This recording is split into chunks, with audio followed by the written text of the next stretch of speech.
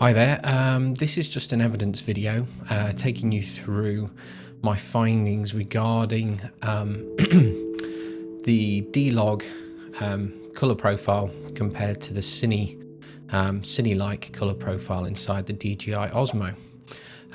Now, as I've found in previous tests, in terms of colour grading, the D-Log offers and preserves a lot more highlight details and shadow details, and this is borne out by the waveform. So if we look at our Y waveform, if we look at the very top where the highlights are in the overexposed range, they never clip out, they never reach the full white point, and because of that there's still a preservation of natural organic detail in those highlight areas that can be recovered. So in terms of grading for standard filmmaking, then this offers us a great amount of granularity that we can preserve and makes the image look more organic. And this is something that I proved in my previous findings in a previous post. This said, in regard of creating a 1D LUT, which is going to convert the DJI display 8-bit footage from camera to a 32-bit floating point linearized workflow, then we need to be able to capture all the exposure detail from 0 to 1023. The problem is, if I can't force the camera to go from the very bottom to the very top when capturing exposure detail, then I'm not going to be able to generate a curve that represents that full range. So my hope was to shoot D-Log in my acquisition for my visual effects shot, but my visual effects footage must match the LUT and the settings I generate, because this LUT can only work with the exact same settings in camera. So when I shoot the footage that's going to generate the LUT curve, then I need to set the camera exactly the same when I come to shoot my footage for the visual effects. Hence why I'm doing this test prior to the shoot. So this was a disappointment. No matter how much I forced the camera to overexpose, and you can see it here, on the in-camera display, the zebras were set to 100%. So in essence, they were meant to zebra out, and they were showing us zebras on this highlight detail here when they hit pure white. But obviously, what this proves is that actually it's defining its pure white value for the zebras based on the limit of that particular color profile. And in this case, it's the whitest it can go, but it's not pure white, data based. So as a compromise, I moved to the next most log-like custom profile, color profile, which is the Cinelike.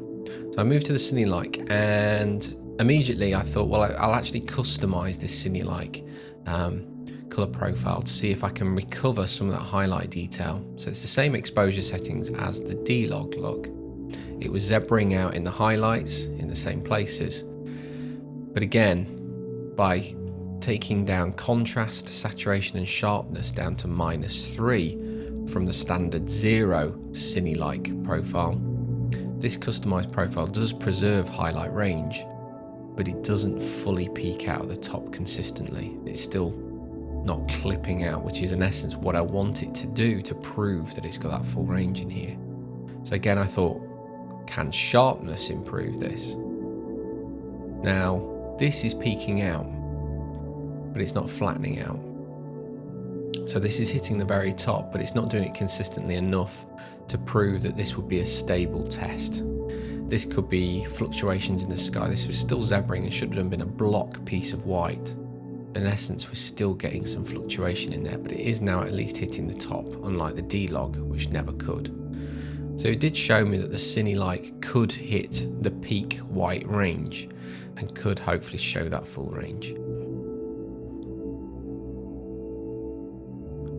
Also, if we come down to the very end, I moved away from a custom and went to the standard D Cinelike profile, and that did prove that it could hit the very peak value right at the top.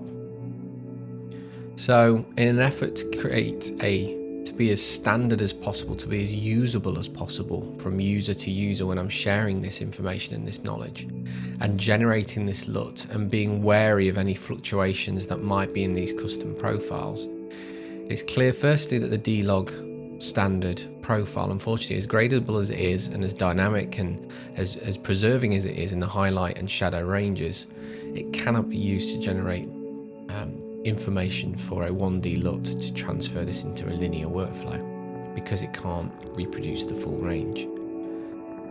So moving to the Cinelike as the most log-like next step, there's far too many fluctuations, I believe, as you can see in the custom profile, whereas the sharpness is fully down on this one, but as soon as the sharpness is up, then it seems to be impacting on exposure and contrast, even though those haven't been changed. They're both -3, same as they were before.